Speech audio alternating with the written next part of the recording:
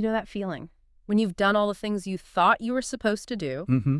the job, maybe the family, the achievements, and yet there's this kind of whisper inside, a sense that there's more, a deeper potential still untapped. Yeah, absolutely. It's remarkable how many people feel that sense of something more meaningful. Okay, right. Let's really dig into that because that very feeling is like the trailhead for our exploration today. It really is. And to help us understand that yearning and maybe even tap into that potential, we're diving deep into the teachings of the Council as channeled by Sara Landon. Ah, Sara Landon, yes. We've gathered some really interesting stuff, a conversation with Sara herself on a podcast, a pretty lively discussion over on Reddit, people actually looking for her book. Oh, interesting. Yeah, and details about her work, the 15 Success Principles for Self-Realization, from places like Penguin Random House and Amazon. That level of interest, people actively searching. Yeah. It really says something about the desire for this kind of guidance now, doesn't it? Totally. So, our mission on this deep dive is to really get a handle on the core message the Council presents through Sara Landon. Okay. We want to see if these teachings genuinely offer, maybe a kind of manual for the human experience, a way to unlock a life that's, well, beyond your wildest dreams, as they say. A manual for the human experience. I like that. And that's where things start to get truly fascinating. Exactly. Where do we even start? Well, I think to really understand the essence of the Council's wisdom, it helps to first look at Sara Landon's own journey, what led her here. Right, good point. Sara's talked about having this spiritual curiosity from like a young age, even questioning some of the conventional religious ideas she encountered. That early questioning, Hmm.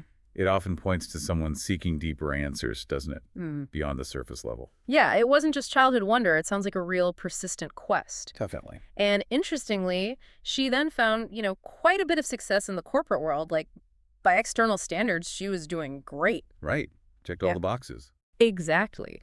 But internally, that nagging feeling, lack of real purpose, not fully living her potential, it just wouldn't go away, brings us right back to where we started.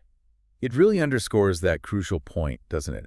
External achievements don't always hit that deeper need for meaning. So true. So her search continued, right? Personal development, spirituality, but still feeling like something fundamental was missing. You hear that a lot. People try various strategies, but it doesn't quite reach the core issue, suggests a longing for something more authentic. And then, while she's still in her corporate career, something pretty remarkable happens. Automatic writing. Ah, yes. It's like answers to her deepest questions were just flowing through her, often in the middle of the night, she says. And what's really interesting there is that she recognized these writings, knew they were the insights she'd been searching for. So there was already a connection happening even before conscious channeling. Precisely. Yeah. Points to that inherent link. Okay, so fast forward. She leaves the corporate world, tries a personal development business, but it doesn't quite pan out as planned. Which could have been discouraging, right? Yeah. But sometimes those perceived setbacks, Yeah. they clear the way. It seems like it did, like the universe recalibrating, as you said, because it was during a QHHT session, quantum healing hypnosis technique, that she first consciously channeled the Council. Right. She describes it as this incredibly powerful yet loving energy, a distinct shift in her voice, profound wisdom coming through. That description really conveys something significant happening, a deep connection. So who is the Council exactly? According to Sara, they're a collective of, well, she calls them ascended master beings. Okay. Think of them as having this much broader view, a grander perspective on our human experience. But crucially, and this is key, she emphasizes they're intrinsically connected to our own higher selves. Yes. She says quite powerfully, you are us and we are you. And that's foundational. It's not some separate entity telling us what to do. It's framed as a wiser, more expanded part of ourselves. Which reframes channeling, really. Less mystical, maybe more like remembering our own inherent wisdom. Exactly. And Sara even talks about helping thousands of people remember how to channel, framing it as an innate human capacity. Which is pretty mind-blowing. It shifts it from some rare gift to, well, a potential for everyone. And you see this reflected in the mainstream now too, right? Yeah. Spirituality, even channeling. It's being discussed much more openly. It's less on the fringes. Absolutely. Sara notes that herself, how openly figures are talking about it. It probably makes exploring these ideas feel less intimidating for a lot of people. Definitely more accessible.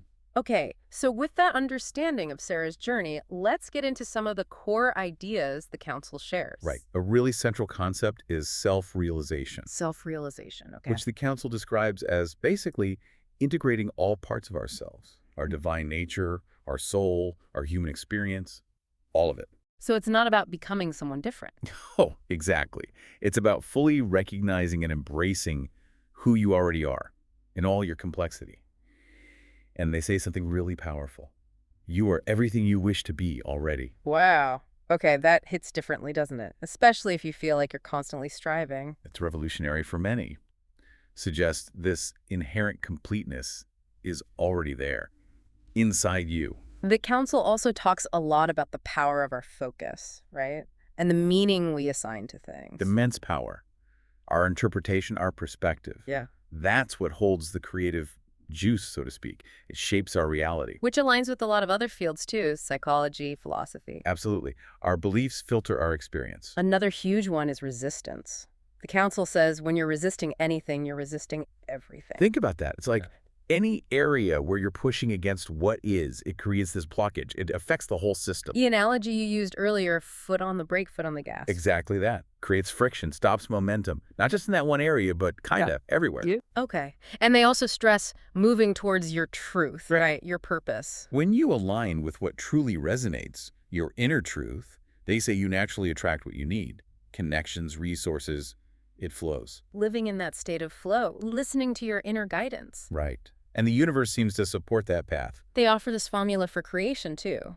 Consciousness moves energy into form. Which really puts the focus inward, doesn't it? Your state of awareness, your vibration, that's what directly influences the reality you experience. An elevated consciousness leads to more positive manifestations. That's the idea. And even things that seem negative, the council suggests they can actually be happening for you. Right, as catalysts, guides towards greater personal power. That shift in perspective is huge when you're facing difficulties. Yeah, we saw that reflected in an Amazon review for Sarah's book, actually. Someone shared how that idea helped them stop blaming circumstances and recognize their own agency. It's seeking the opportunity within the challenge, understanding that tough times can be powerful teachers. This leads to that idea of shifting dimensions almost, from judging circumstances. To understanding your power to change them.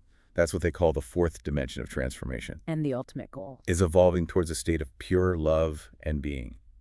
The fifth dimension, where you fully realize that truth. You are everything you wish to be. A state of liberation, then, from needing to fix or control. Yes, a fundamental acceptance of your inherent worthiness, your completeness. And interestingly, they loop back to channeling here too, saying it's not rare, it's an innate gift. Everyone possesses it, potentially. It's about learning to tune in.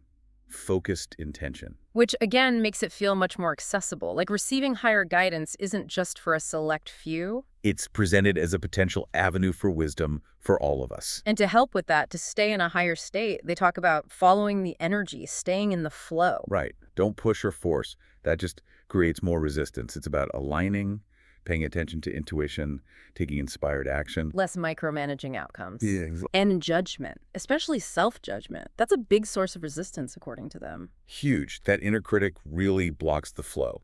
So self-compassion, non-judgment, they're presented as crucial for raising your vibration. Letting positive energy circulate. Okay. Mhm. And finally, there's that powerful affirmation, I know who I am. Yeah.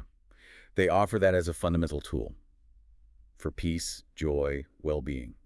A grounding statement of your essential truth. Like a reminder, cutting through all the noise and conditioning. Precisely. Yeah. Bringing you back to your core identity. Okay, wow. So all of this profound wisdom, this is the foundation for Sara Landon's book, The 15 Success Principles for Self-Realization. That's right. Our research confirmed it came out April 15th, 2025.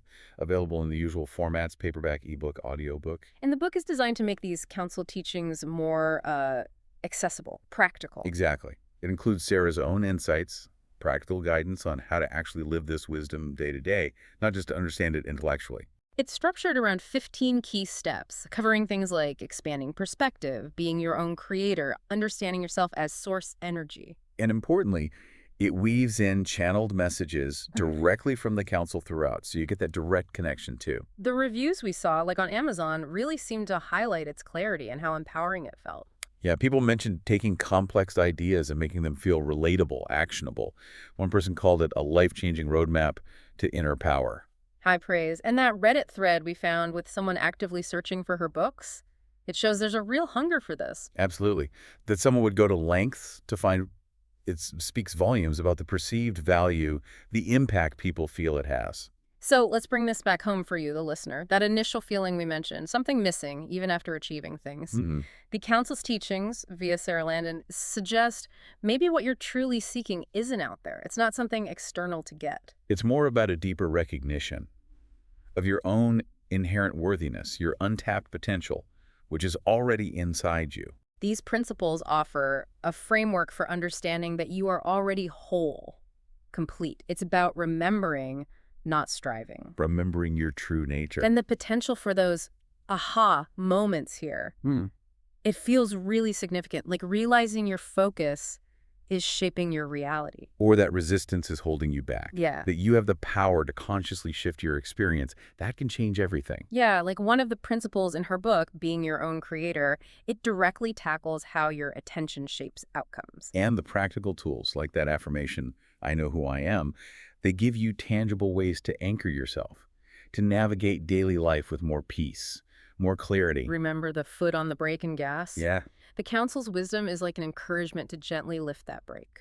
Release the resistance by shifting focus, embracing your value. And Sarah shares stories, right, about students using these principles through major challenges like cancer diagnoses. Right. Showing how even really difficult situations can be reframed, seen as opportunities for inner growth, for reclaiming power. It really highlights the practical application. It's not just theory. It's about navigating real life from a place of inner agency, not victimhood.